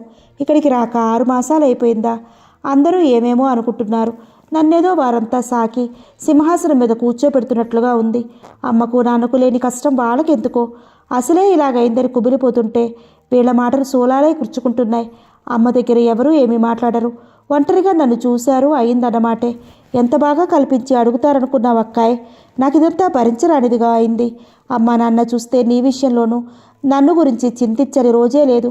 వారి ఉత్తరాన్ని పట్టి చూస్తే నా జీవితంలో తిరిగి వారితో కాపురం చేసే శుభ సమయం లేనట్టే తోచింది. ఆఖరు చూచాయేగా ఎన్ని సంవత్సరాలకో అని రాశారు. ఇలాంటి ధోరణే ఇంతకాలం లేదు. వారికి ఎంత విరక్తో పుట్టుండాలి ఇలా రాసేందుకు. పని వాళ్ళంతా ఎంతో గౌరవిస్తారు. మెకానికులకు తనంటే ఎంతో ఇష్టం, గౌరవం కూడా. ఇంజనీర్ల సంగతి చెప్పక్కర్లేదు. తన క్రింద వారికి తనంటే ఎంతో భయం. మాట ఖచ్చితం మనిషి. అన్యాయాన్ని సహించనే లేడంటూ ఉంటారు. కానీ అన్న అమ్మ దగ్గర వారి అసక్తత చూస్తే ఆశ్చర్యం వేస్తుంది. ఇదంతా పెద్ద మాయాజాలంలా కొరకరాని కొయ్యగా అనిపించింది. భర్త మంచివాడు కాకుండా ఆడపిల్ల పుట్టింట్లో ఉంటే అది వేరు. ప్రాణప్రదంగా చూసుకునే భర్త సత్ప్రవర్తనుడు తనను ఏలుకునే స్థితిలో లేకుండా దూరంగా ఉంటే ఒంటరిగా పుట్టింట్లో ఉండటంతో ఏమర్థం ఉంది చెప్పు? నాకు తెలుసు ఇది తెగే సమస్య కాదు. ఆ క్షణంలో చనిపోవాలనే కోరిక రావటం తడవు. ప్రయత్నం చేశా. కానీ నిర్మల మౌనంగా వింటోంది. కుసుమ ఇంకా చిన్నదనుకుంటోంది. జీవితం మీద విరక్తి పుట్టే వయసు వచ్చేసిందా? అదంతా గమ్మత్తుగా ఉంది. అప్రయత్నంగా పెదవులు చిరునవ్వుతో మెరితిరిగినాయి. కుసుమ అక్కయ్య వైపు వింతగా చూస్తోంది. ఆ చిరునవ్వు పెదాల మీదే ఉంది. కళ్ళల్లో నీళ్లు పొరలుగా వస్తుంటే, కుసుమ, ఆ పని నేను చేసుంటే? నువ్వా? అంది కుసుమ గబుక్కున. నోరు కదిలింది కానీ మాటలు స్పష్టంగా ఉచ్చరించలేకపోయింది. కళ్ళు పెద్దవిగా చేసి నువ్వా అంది రెండో మారు. అవును నేనే అంది నిర్మల మామూలు ధోరణిలోనే. అమ్మో వద్దక్కాయ్, నువ్వే. బాబోయ్ అనుకుంటేనే భయమేస్తోంది. ప్రశ్నకు జవాబివ్వలేదే అంది నిర్మల. కన్నార్పకుండా అక్కవైపు చూసింది. ఆ ప్రశ్న ఏదో చటుక్కున గుర్తుకు వచ్చింది. గుండె జల్లుమంది. అలాంటి పనులు తలంచుకోనే కూడదు. అమ్మో, మేమంతా ఉండగా అమ్మ నాన్న అక్కయ్యలు తమ్ముళ్ళు పేవాళ్ళు, ముఖ్యంగా నేను లత అందరం ఎంతగా విలపించేవాళ్ళం. మేమంతా ఏమయ్యేవాళ్ళమో ఆలోచించావా అక్కాయ్? జలజల కన్నీళ్లు రాలుతున్నాయి. నిర్మల చిరునవ్వు అలాగే ఉంది. కళ్ళల్లో నీళ్లు కారిపోతున్నాయి. కుసుమ ఇంకా చిన్నదే, వికసించని అపరిపక్వ హృదయం ఆమెది. ఎంత అమాయకంగా మాట్లాడుతోంది. వేదనంతా మాటలుగా మార్చి ఎలా మాట్లాడుతోందో. నిర్మల అమాంతంగా చెల్లిని కావలించుకుంది. కొన్ని క్షణాలు గడిచాక కుసుమ భుజాల మీదుగా చేతులు వేసి దూరంగా పట్టుకుని ఆమె కళ్ళల్లోకి సూటిగా చూస్తూ అంది. అంత పని చెయ్యాలనుకున్నావే పిచ్చి తల్లి. మమ్మల్ని ఏం చేసి పోదామనుకున్నావు? ఆలోచించావా? అసలే మీ బావగారిని కూర్చిన మనోక్షోభతో నేనెంతో కృంగిపోతుంటే నన్నింకా పాతాళంలోకి అణగద్రొక్కాలనుకున్నావా? నీ బిడ్డకు తల్లి లేకుండా పోవాలని చూసావా?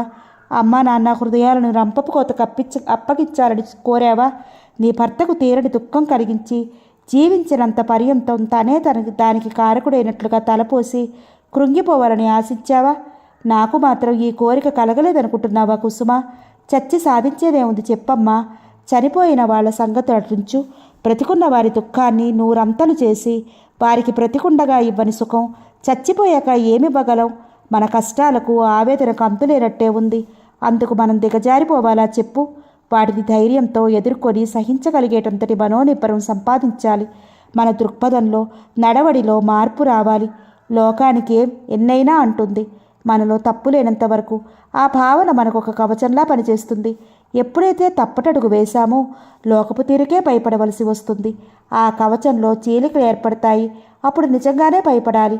నీలాంటి వారికి, అంటే మనలాంటి వారికి చేతి నిండా పని, నోటి నిండా మాటలుండాలి. అప్పుడే స్వవిషయాలను గురించి చింతించేందుకే సమయం ఉండదు. నీకే ఆలంబనం అగుపించకుండా ఉంటే ఏదైనా సృష్టించుకోవాలి కానీ నిద్ర లేచింది మొదలు ఒకే ఆలోచనతో మనసు నెమ్మది పాడు చేసుకోకు. నేను అనుభవిస్తున్నాను కుసుమ. ఇవన్నీ చూస్తుంటే మీ బావగారిని గురించి నీ చింత తగ్గుతుంది. మనసు బాగులేక కూర్చున్నాను. ఇక ఆ రోజంతా నాలో నేను ఉండను. అనుభవం మీద చెబుతున్నానమ్మా. అందుకే నాకు మాట ఇవ్వు. ఇలాంటి పని ఇక మీదట తలపెట్టనని. నిర్మల చెయ్యి చాచింది. కుసుమ తదేకంగా అక్కవైపు చూస్తూ కొన్ని క్షణాల అనంతరం అక్క చేతిలో చెయ్యి వేసి, నాకిప్పుడు ధైర్యంగా ఉందక్కాయ్. అలాంటి పని చెయ్యను. నీ మాటలు నిజంగా నాకెంతో ఊరట కలిగించాయి. మనిద్దరికీ ఎక్కువ భేదం లేదనుకుంటానక్కాయ్.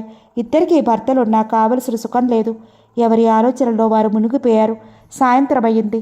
కిటికీలో నుంచి చల్లగాలి వీస్తూ ప్రాణానికి హాయి గొలిపింది. కొంతసేపటికి సూర్యుని కిరణాలు ఇనప చువ్వుల్లో నుంచి దూసుకుని వచ్చి వారి హృదయ జ్యోతులను వెలిగించినట్లుగా వారి మీద పడినాయి.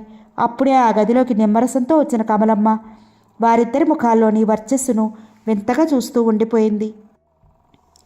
ఉత్తరం చదవకముందే ఒక్క పరుగున ఇంజనీరు గారి సెలవు తీసుకుని సుబ్బారావు వాయువేగంతో ఇంట్లోకొచ్చి పడ్డాడు.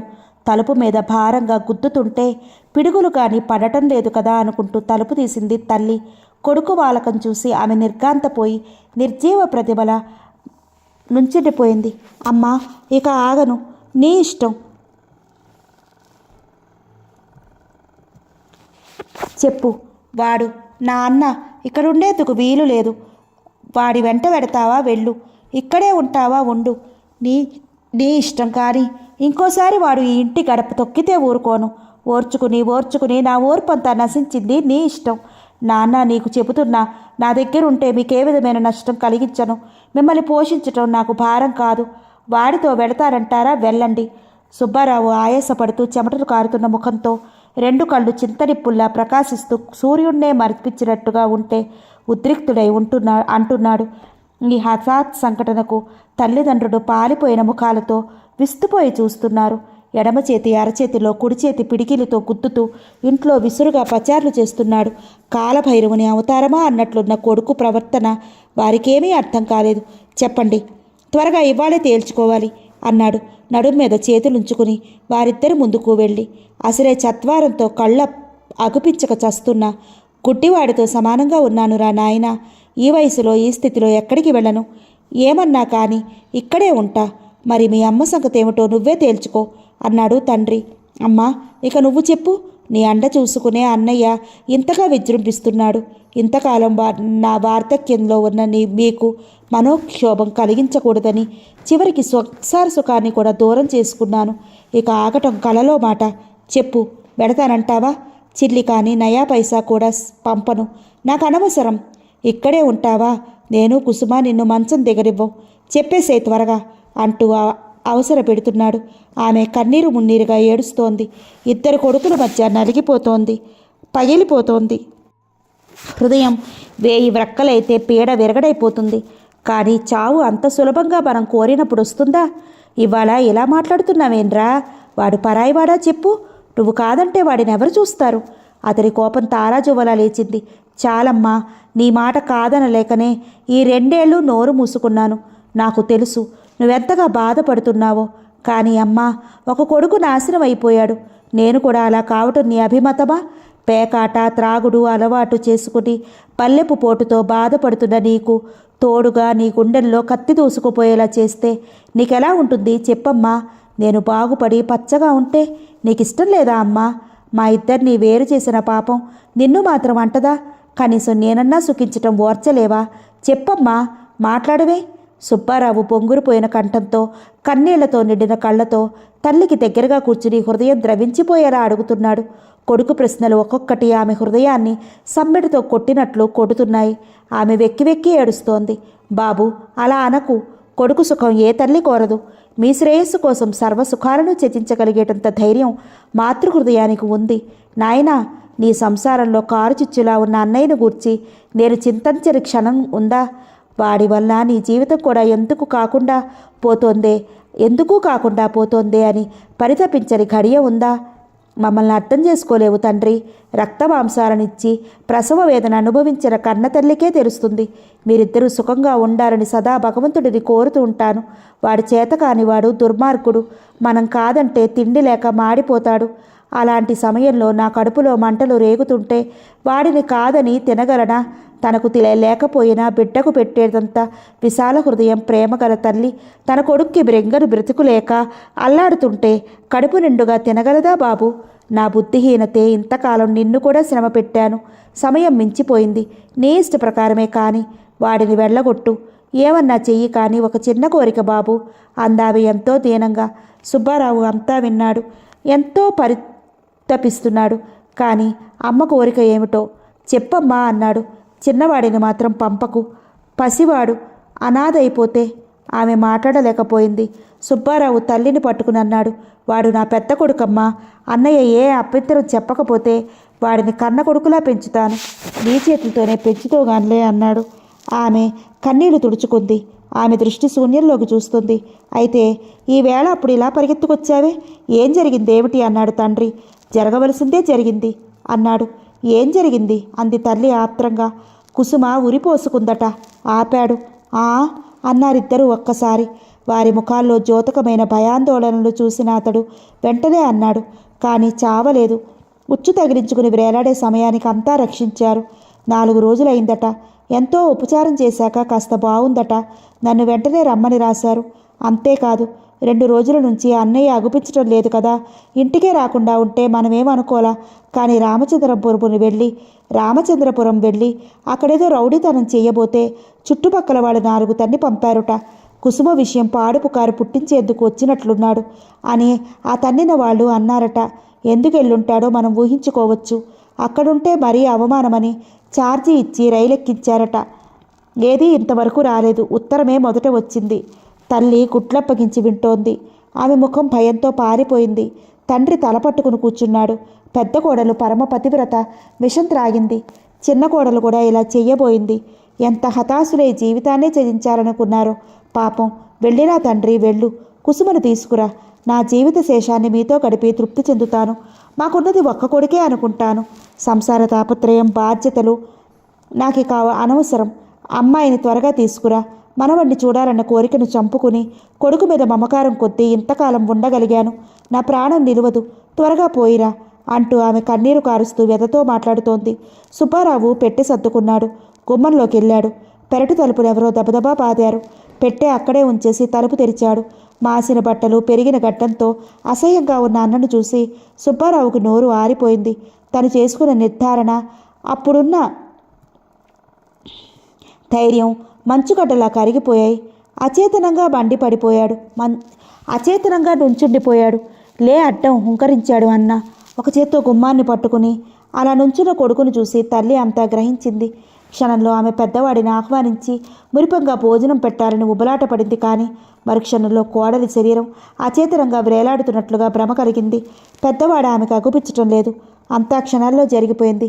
సుబ్బులు, వాడితో చెప్పు, ఇంట్లో తనకి కావలసిన వారెవరూ లేరని, అమ్మ, నాన్న, తమ్ముడు, కొడుకు అంతా చచ్చిపోయారని చెప్పు.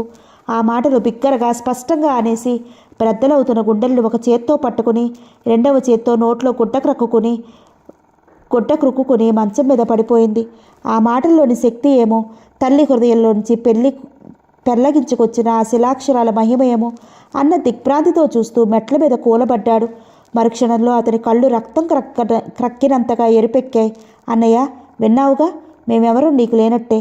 అంత త్వరగా అలా జరుగుతుందని ఎవరూ అనుకోలేదు. పెద్దవాడు లేచి తమ్ముడిని బలంగా త్రోసి లోపలికి వెళ్ళాడు. నిర్జీవంగా ఉందా అన్నట్లు మంచం మీద పడి ఉన్న తల్లిని చూశాడు. కుర్చీ మీద తల పట్టుకుని కూర్చుని కన్నీరు కారుస్తున్న తండ్రిని చూశాడు. గిరుక్కును వెనక్కు తిరిగాడు. పినతండ్రిని గట్టిగా పట్టుకుని భయంతో వణికిపోతున్న కొడుకును చూశాడు. అతని కోపం కట్టలు త్రెంచుకుంది.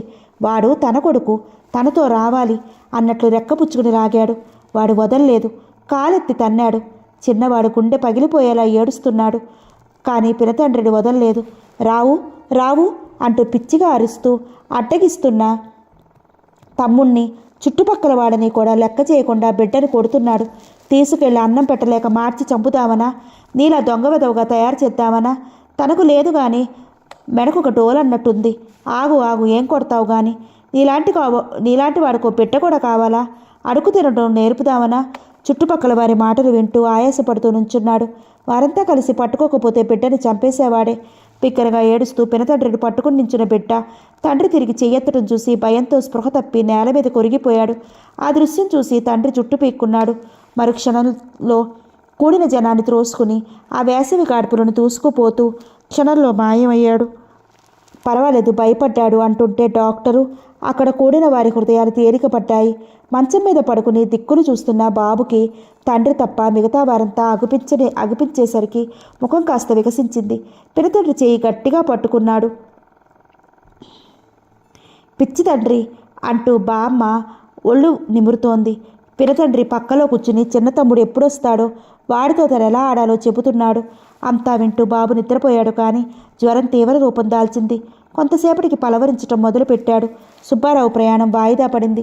త్వరలో వస్తున్నానని టెలిగ్రామ్ ఇచ్చి జరిగిన కథంతా వివరిస్తూ ఉత్తరం రాశాడు.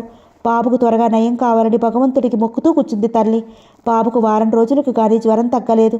బోలెడన్ని వస్తువులు కొని సగం బాబుకిచ్చి మిగతావి తీసుకుని రామచంద్రపురం బయలుదేరాడు. అతని హృదయం ఆనందంతో గంతులు వేస్తోంది. ఆ రైలు కూతలో చక్రాల ఒరిపిడి శబ్దంలో పిల్లల గ్రోవి మారు పలికినట్లు 1000 వీణలు శ్రావ్యంగా పలికినట్లు ఉంది. శ్రవణపేయంగా ఉన్న నేపథ్య సంగీతంలా ఉంటే జోకొట్టినలా హాయిగా నిద్రపోయాడు. ప్రేమ పండి హృదయాన్ని ఆక్రమిస్తే ప్రతిదీ ప్రియంగానే అనిపిస్తుంది. ప్రేమపూరితమైన హృదయంలో ఆనందం కాంతి కిరణాల్లా ప్రకాశిస్తూ ఉంటుంది. ఆనందం చిలికించే 2 అమృత భాండాలు అతని హృదయంలో వెలసి ఉన్నాయి.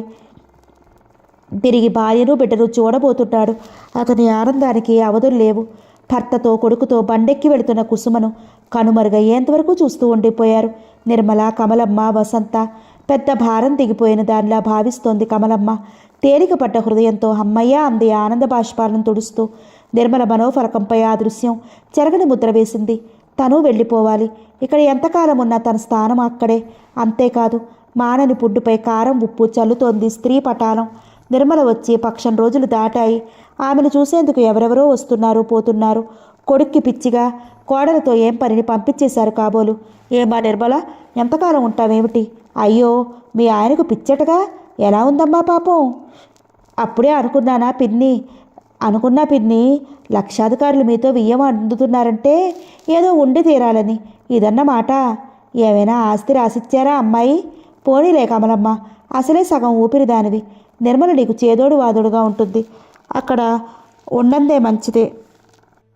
అసలే జ్వాలలా మండుతూ శాంతి లేని నిర్మల హృదయంలో ఆజ్యం పోసినలా ఉన్నాయి ఈ మాటలు. ఎదిరించి జవాబివ్వాలని భావించినా అలా కఠినమైన జవాబు చెప్పలేకపోయేది. అలా మాట్లాడితే వారి మాటలు మరీ హద్దు లేకుండా పోతాయి. తత్ఫలికంగా తనకే బాధ కలుగుతుంది. పగపగమండే హృదయాన్ని చల్లార్చుకుని చిరుగా నవ్వేది. సరైన సమాధానం చెప్పదన్న నేరం కూడా ఆరోపించారు. కుసుమ వెళ్ళిపోయింది. వసంత వెళుతుంది. తనకి వాతావరణం భరింపరానిదిగా అయిపోయింది. ఆలోచిస్తూ కూర్చుంది. వసంత అక్క దగ్గర మౌనంగా కూర్చుంది.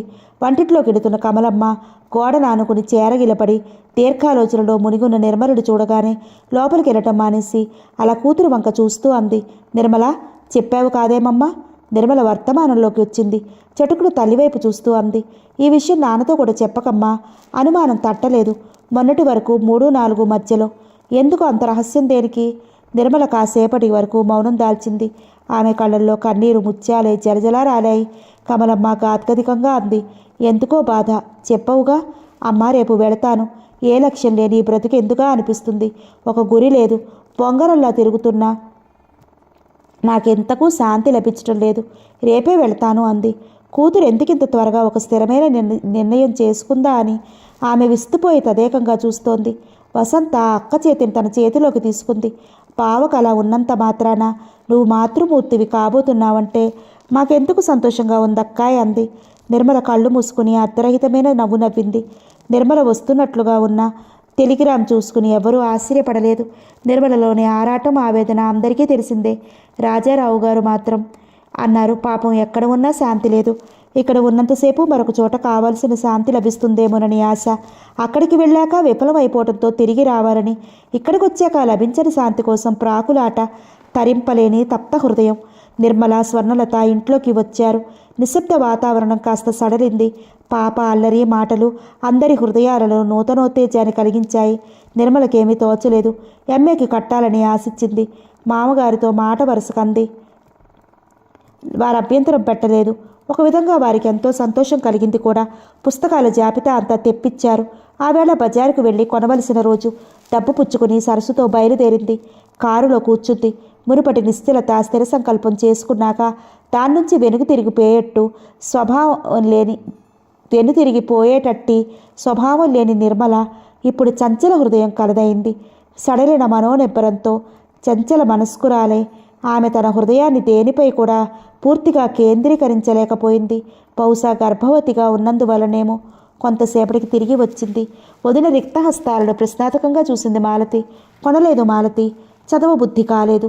బోరుడి పుస్తకాలు చదవలేడని భయం వేసింది. తదేక దృష్టితో ఇప్పుడు చదివే స్థితిలో లేను పోనీ అంటూ సోఫాలో కూర్చుంటూ మాలతి అర్థవంతంగా చిరుగా నవ్వింది. నిర్మల పెద్ద భారం దిగిపోయినట్లుగా నిట్టూర్చింది. రాజారావు గారు మాలతి ద్వారా సంగతి విని అంతా గ్రహించారు. ఎంఏ విషయం అందరూ పూర్తిగా మర్చిపోయారు. నిర్మల గదులన్నీ పరీక్షగా చూస్తోంది. ఒక్కొక్క గదిలోని ఫోటోలు, ఫర్నిచరు, సామాన్లు ఆమె పరీక్షకు వస్తున్నాయి. సరస్సు ఆమె కుడి భుజం.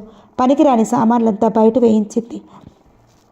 మాలి సరస్సు తండ్రి వాళ్ళు కావలసినవి పట్టుకెళ్లారు. ఒక గదిలో అన్ని పనికిరాని వస్తువులే ఉన్నాయి. విరిగిన కుర్చీలు, బల్లలు, చెక్కలు, ఫోటో ఫ్రేములు, పాత పుస్తకాలు, దుమ్ము ధూళితో నిండిపోయి ఉంది. నిర్మల వాటన్నిటినీ బయట వేయిస్తోంది. కొంత సామాను ఖాళీ అయ్యాక ఆమె దృష్టి ఒక పొడవైన పెద్ద పెట్టె మీద పడింది. కొంత దూరంలో కూర్చుని అంతా చూస్తున్నా, మధ్య మధ్యలో మాట్లాడుతున్నా మారుతి వైపు తిరిగి అంది నిర్మల. వీణ పెట్టెలా ఉందే, నీకు చెప్పించారేమిటి? తెలీదా వదినా? అమ్మ చాలా బాగా వాయిస్తుంది. కొన్నాళ్ళు నేను నేర్చుకున్నాను, కానీ నాకెందుకో చదువు మీద ఎక్కువ ధ్యాసగా ఉండి నిర్లక్ష్యం చేశాను. అమ్మ కూడా నన్ను బలవంతం చేయలేదు. ఇంతలో డయాబెటీస్ వచ్చింది. 7 ఏళ్లుగా అలాగే పెట్టెలోనే ఉంది. సామానులన్నీ బయట చేరవేశాక ఆ గది పూర్తిగా ఖాళీ అయినట్లే. వీణ పెట్టె మాత్రం బరండాలో పెట్టారు. నిర్మల మూత తీసింది. పైన పరిచి ఉన్న నీలపు సిల్కు కుట్టను తొలగించింది. నిజంగానే ఆశ్చర్యపోయింది. నిన్న మొన్న కొన్నదిలా కొత్తగా నిగనిగలాడుతోంది ఆ వీణ. చీమ దూరటానికి కూడా మార్గం లేని ఆ పెట్టె దాన్ని చాలా భద్రంగా కాపాడింది. ఆ వీణను చూడగానే ఆమె హృదయం లేడి పిల్లలాగా గంతులు వేసింది. మెట్ల మీదుగా చేతిని పైకి కిందకి పోనిచ్చింది. ఆ తంత్రులను వరుసగా మీటింది. వాటి శృతుల్లో అవి టింగున మురుగాయి. నిర్మలకు తన హృదయ తంత్రులు మీటినట్లయింది. మకతగా నిద్ర వస్తున్న తన హృదయాన్ని ఎవరో మేల్కొలిపారు. మోడు గులాబీ మొక్క చిగిర్చినట్లు, ఎడారిలో వర్షించినట్లు ఆ మృదుల మధురమైన శబ్దం. ఆమె రవ్వల దుద్దులు ఆమె ముఖకాంతితో పోటీ పడలేకపోయాయి. సరస్సు పెట్టెను శుభ్రంగా తుడిచింది. పెట్టె మీద వీణ నుంచి మాలతిని శృతి చేయమని అడిగింది. మాలతి సరిగ్గా రాదు అంటూనే శృతి చేసింది. నిర్మల క్రింద కూర్చుని వీణను తీసుకుని వరవీణ మృదుపాణి వాయిస్తోంది. మాలతి వదిలివైపు విస్తుపోయి చూస్తోంది. నిర్మల సగంలో ఆపేసింది. సమంగా రాలేదు కదూ అంది తీగలను మృదువుగా తాకుతూ. సరేగాని వదినా, ఎప్పుడు నేర్చుకున్నావు అంది మాలతి. నిర్మల నవ్వింది. మా కాలేజీలో సంగీతం లెక్చరర్ ఉండేవారు. ఆవిడికి వీణ ఉండేది. నాకు అసలు గాత్రం రాదు, కానీ వాయిద్యం నేర్చుకోవాలని ఎంతో అభిలాషగా ఉండేది. కానీ అది కూడా మా ఇంట్లో సాధ్యం కాలేదు. ఆ లెక్చరర్కు నేనంటే ఎంతో ఇష్టం. రోజు మధ్యాహ్నాలు సంగీతం గదికి వెళ్ళి ఆవిడ దగ్గర కూర్చునేదాన్ని. అరగంట ఉండేదేమో టైం. మాట వరుసకి ఓసారి అన్నా నేర్పరా అని. ఆవిడ మహదానందంతో నేర్పింది. కొన్ని గీతాల వరకు నేర్చుకున్నాను. రోజూ సాధన చేసి ఎక్కువ కాలం దానికోసం వినియోగించేందుకు సమయం లేదయ్యే. తక్కిన పనులు బోలెడన్ని. అసలు ఆవిడ ఒంటరిగా ఇల్లు తీసుకుని ఉన్నారు. నన్నెప్పుడూ తన దగ్గర వచ్చి ఉండమని అడిగేవారు. కానీ వెళ్ళలేదనుకో. వెళ్ళినట్లయితే నా కోరిక ఫలించేదే. వదినా, ఇప్పుడు మాత్రమే నేర్చుకోరాదా అంది మాలతి. అదే ఆలోచిస్తున్నాను. అత్తమ్మ నన్ను తన శిష్యురాలిగా స్వీకరిస్తుందా అని అంది. ఏమో, అంత ఓపిక లేనట్లుంది. అడుగుదాం రా వదినా. సంగతి విని సావిత్రమ్మ చాలా సంతోషించింది. ఆవిడ నేర్పలేదు. ఒక ఆవిడను కుదిర్చారు. మాలతి కంఠం అతి మధురంగా ఉంటుంది. నిర్మల పట్టుపట్టడంతో మాలతి గాత్రం, నిర్మల వీణ మొదలుపెట్టారు. అది ఒక ఆనందం. ఉత్సాహంతో నేర్చుకుంటున్నారు. నెల రోజులన్నా నిర్మల ముచ్చట తీరలేదు. మధ్యలోనే ఒక పెద్ద అవాంతరం. నిర్మలకు ఆ వేళ కడుపులో తీరని బాధ వేసింది. ఆమె గర్భవతి అని తెలుసు, కానీ ఎవరు కూడా ఆ విషయంలో మౌనాన్నే అవలంబించారు. ఆ విషయం తెలియందల్లా ఒక డాక్టర్కే. ఈ మధ్య ఆవిడ అంతగా తరచుగా రావటం లేదు. నిర్మల తిరిగి వచ్చాక ఇంతవరకు రాలేదామె. ఆ వేళ కబురు అందింది. వెంటనే బయలుదేరింది డాక్టర్. నిర్మల సన్నగా మూలుగుతూ మంచంలో పడుకుని ఉంది. మాలతి ప్రక్కలో విచారంగా కూర్చుని ఉంది. సావిత్రమ్మ తల దగ్గర కూర్చుని అప్పుడప్పుడు తలని మురుతోంది. ఆవిడ ఇంట్లోకి రాగానే సరస్సు ఆమెను నిర్మల గదిలోకి తీసుకువెళ్ళింది. ఏమైంది అన్నట్లు సావిత్రమ్మ వైపు ప్రశ్నార్థకంగా చూసింది. కడుపులో బాధగా ఉందట. మాలతి లేచి వెళ్ళిపోయింది. డాక్టర్ శాంత తదేకంగా నిర్మల పొట్టవైపు చూసింది. అప్రయత్నంగా ఆమె కడుపులు ముడిపడినాయి. నిర్మల, ఎన్నో నెల? 4 అంది మూలుగుతూ. డాక్టర్ ముఖంలోకి చూడలేకపోయింది. గొప్ప నేరం చేసిన దాని వల్లే బాధపడుతోంది. ఆమె గ్రహించింది కాబోలు. పక్కలో కూర్చుని కడుపు మీద చెయ్యి వేసింది. నొప్పి సంగతి అంతా సవిస్తరంగా చెప్పు అందామె. సావిత్రమ్మ వెళ్ళిపోయింది. నిర్మల భారంగా కళ్ళు తెరిచింది. నొప్పితో ఉడుకుతున్న పెదవులు, ఎరుపెక్కిన కళ్ళు, వేడి నిట్టూర్పులను చూసి ఆమె హృదయం జాలితో నిండింది. నిర్మల అంతా చెప్పింది. ఆమె శ్రద్ధతో ఆలకించింది. పరీక్ష చేసింది. సావిత్రమ్మతో అంది, ఒక పని చేద్దాం. ఏమవుతుందో చెప్పలేను, కానీ నేను ఇలా కూర్చుని ఉండేందుకు సమయం లేదు. నిర్మలను తీసుకువెళ్తాను. ఎప్పుడూ దగ్గరే ఉండే అవకాశం ఉంది. ఇప్పుడైతే కష్టం అందామె. ఎంత దాచిపెడదామన్నా ఆమె ఆందోళన దాగింది కాదు. సావిత్రమ్మ గబుక్కున ఆవిడ 2 చేతులు పట్టుకుంది. ఏం అపాయం లేదు కదా అంది గాబరాగా. అబార్షన్ అయ్యేలా ఉంది. నిర్మలకి ఏం పర్వాలేదు, కానీ అలా జరగకుండా ఉండేందుకు ప్రయత్నిస్తాను. చాలా ఇంజెక్షన్లు ఇవ్వాలి. నిర్మలతో మాలతి బయలుదేరింది. మంచం దగ్గరే కూర్చుంది. డాక్టర్ ఎన్నో మందులు, ఇంజెక్షన్లు వాడారు. రాత్రి వరకు నిర్మల దగ్గర ఉండి భోజనపు వేళకు ఇంటికి వెళ్ళింది మాలతి. నిర్మల దగ్గర వెంకాయమ్మ ఉంది. సావిత్రమ్మ చూసి వెళ్ళింది. నిర్మలకు అబార్షన్ అయ్యింది. తెల్లవారి డాక్టర్ నిర్మల దగ్గరికి వచ్చింది. నిర్మల నిశ్శబ్దంగా ఏడుస్తోంది. డాక్టర్ కూడా నిద్ర చాలలేదు. అలసటగా ఉంది. నిర్మలకి ఇలా అయిందని బాధగానూ ఉంది. ఆమెకు కూడా కన్నీళ్లు తిరిగాయి. నిర్మల దగ్గర కూర్చుంది. ఓదారుస్తోంది. నిర్మలను ఒక ప్రశ్న అడగాలని ఆమె హృదయం అవసరపడుతోంది. ఇప్పుడు కాదు. ఆమె హృదయం స్థిమితపట్టాక అడగాలని వాయిదా వేసుకుంది. 4 రోజులైంది. నిర్మల ఆ వేళ ఇంటికెళుతోంది. సామానంతా కారులో సర్దేశారు. నిర్మలను స్ట్రెచ్చర్లో పడుకోబెట్టారు. డాక్టర్ సైగతో అందరూ ఆ గది విడిచి వెళ్ళిపోయారు. నిర్మలను తదేకంగా చూస్తూ ఆమె చేతిని తన చేతిలోకి తీసుకుని మృదువుగా అడిగింది, నిర్మల, ఇలా జరగాలని నువ్వే ప్రయత్నం చేయలేదు కదూ? నిర్మలకున్న మత్తు, అలసట ఒక్కసారి ఎగిరిపోయాయి. కళ్ళు పెద్దవిగా చేసి కొన్ని క్షణాలు ఆమె వైపు నిశ్చలంగా చూసి అంది, లేదు డాక్టర్, లేదు. ఎందుకు ఇలా అడుగుతున్నారు? నిర్మల దుఃఖం వెల్లువై పారింది. డాక్టర్ ప్రేమతో కన్నీరు తుడిచింది. అదిగో, ఇక ఏడవకూడదు. నిన్నిలా చూశారంటే ఇంట్లో అందరూ దుఃఖ సముద్రంలో మునిగిపోతారమ్మా. ఊరుకో. ఈ విషయాలు తర్వాత మాట్లాడుకుందాము. నర్సులొచ్చి స్ట్రెచ్చర్ను కారు దగ్గరకు తీసుకువెళ్ళి నిర్మలను నెమ్మదిగా కారులో కూర్చోపెట్టారు. నిర్మల పెడుతుంటే డాక్టర్ దీర్ఘాలోచనలో పడిపోయింది. నిర్మల గర్భం పండలేదు. వీణానాదం మరి ఆ ఇంట్లో వినపడలేదు. అంతా శూన్యమే. ఆమె కన్నీ దూరమే అయ్యాయి. సకల సౌభాగ్యాలు ఉన్నాయి. వాటిని చూస్తుంటే దూరంగా పారిపోవాలనిపిస్తోంది. తిరిగి అమావాస్య నాటి చీకటి ఆవరించింది ఆ గృహంలో. పారిపోవాలి, పారిపోవాలి. ఎక్కడికి? ఆమెను బంధిస్తున్నట్లున్న అత్తమామలు, పాప, మాలతి, ముఖ్యంగా వారు. తను వెళ్ళలేదు. ఇదొక బంగారు పంజరం. తనకు స్వేచ్ఛ లేదు. ఆ చిలుకను చూసైనా ఆనందిస్తారు, కానీ తనను చూస్తే అందరికీ దుఃఖమే. విధివ్రాత ఇలా ఉంది. ఆమె భరించలేదు. వెళ్ళాలి, వెళ్ళిపోవాలి. వెనక్కు తిరగకుండా పరిగెత్తి వెళ్ళిపోవాలి. ఈ వాతావరణం నుంచి, ఈ పంజరంలో నుంచి బయటపడాలి. ఒంటరిగా తను పాప బ్రతకాలి. ఈ సంకెళ్లను, ఈ బంగారు సంకెళ్లను విశృంఖలం చేసుకుని విడుదల పొందాలి. నిర్మలకి అందరి మీద కోపంగా ఉంది. నడి సముద్రంలో చుక్కాని విరిగి, తెరచాప చినికి తుఫానులో చిక్కుకున్న పడవలా ఉందామె జీవితం. దారి తెన్ను కానరాదు. జీవితంలో లక్ష్యం లేదు. ఆటగాళ్లు బంతిని తన్నినట్లు పరిస్థితులు ఆమెను నలుమూలల నుంచి తన్నిలా ఉంది. బ్రతికే దుర్భరమైంది. ఆమెకు కోపం ఎవరి మీద? అందరి మీద. పుట్టినట్లే పుట్టిపోయిన కొడుకు మీద మరీ కోపంగా ఉంది. ఏ విషయాన్ని తరిచి చూసినా అన్నీ తనకు కీడు చేసేవిగానే ఉన్నాయి. పాప నాన్నను గురించి అడుగుతోంది. ఏమని చెప్పాలి? అందుకే కోపం. తననెందుకు ఇంత దయతో ప్రేమగా చూస్తారు? తిట్టి బాగా కేకలేసి తరిమేయకూడదు? తను కూర్చి ఉదాసీనంగా ఉండరెందుకు? వాళ్ళంతా మంచివారా? మంచివారైతే తననెందుకు ఇలాంటి స్థితి కల్పించాలి భగవంతుడా? భగవంతుని అనేందుకు తనకేం హక్కుంది? అసలు తను ఇలా ఎందుకయింది? ఒకప్పుడు తనలో లేని ఈ భావాలు ఇప్పుడెందుకు పుట్టుకొస్తున్నాయి? చెడు చెబితే అంటని విమలమైన మనస్సే ఇంత మార్పు ఎలా వచ్చింది? కాలమహిమ కాబోలు. కాలం ఎలా మారుస్తుందో ఎవ్వరికీ తెలియదు. తనలో ఏదో విశిష్టత చూసి అందరూ మెచ్చుకునేవారు. ఆ విశిష్టత ఏమైంది? ద్వేషించని మనసు ఎందుకలా ద్వేషిస్తోంది? తనను నమ్మిన వాళ్ళందరినీ అన్యాయం చేసి పారిపోవాలా? చిచి, అసలు ఇలాంటి ఉద్దేశం ఎందుకు కలగాలి? ఆమె తన హృదయానికి కళ్ళెం వేసి బిగపడుతోంది. కానీ కళ్ళానికి ఆపగలిగితే ఆ హృదయం ఇంకేమి